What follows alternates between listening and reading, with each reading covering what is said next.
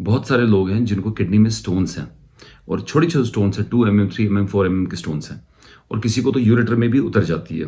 लेकिन अच्छी चीज़ ये है कि इनको अगर हम पानी पिएं, काफ़ी पानी पिएं, तो ये गल के टूट के निकल जाती है। 2 टाइप की स्टोन ज़्यादा होती है, एक होती है कैल्शियम की और ऑक्सलेट की। तो ये टूट भी जाती है और कैल्शियम ऑक्सलेट क्रिस्टल बन के पेशाब से निकल भी जाती है। तो मैं आज आपको 5 चीज़ें ऐसी बताऊंगा जो आप डाइट में कम करेंगे जिससे आपको स्टोन्स नहीं होंगी। वो 5 चीज़ें क्या हैं, और अगर आपको स्टोन है तो ये 5 चीज़ें आप अवॉइड करेंगे, क्योंकि इसका रेकरेंस बहुत ज़्यादा है। एक बार आपको स्टोन हुई तो दोबारा भी 6 महीने के बाद, साल के बाद और एक स्टोन बनेगी। और हमने देखा है कि कुछ लोग पास भी करते हैं स्टोन, एक स्टोन पास की 2 mm 4 mm 5 mm की, उसके बाद 6 महीने के बाद दूसरी स्टोन पास की।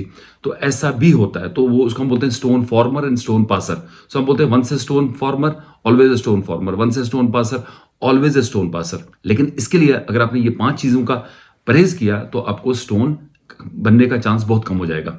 वो 5 चीज़ें क्या है? नंबर 1, आप अवॉइड करोगे अंडा, जो सफ़ेदी अंडे की, जर्दी नहीं। जर्दी से कोलेस्ट्रॉल बढ़ने का खतरा है, लेकिन सफ़ेदी से आपका स्टोन बढ़ता है, स्टोन बनती है। नंबर 1। नंबर 2, पालक और टमाटर। सब्जी में ये 2 चीज़ें बंद करेंगे आप, पालक और टमाटर। तीसरी चीज़, आप एक्सेसिव टी यानी ज़्यादा चाय नहीं पिएंगे। ये 3 चीज़ें होगी। चौथी चीज़, आप ड्राई फ्रूट नहीं खाएंगे, खासकर वॉलनट और बादाम, ये अवॉइड करेंगे।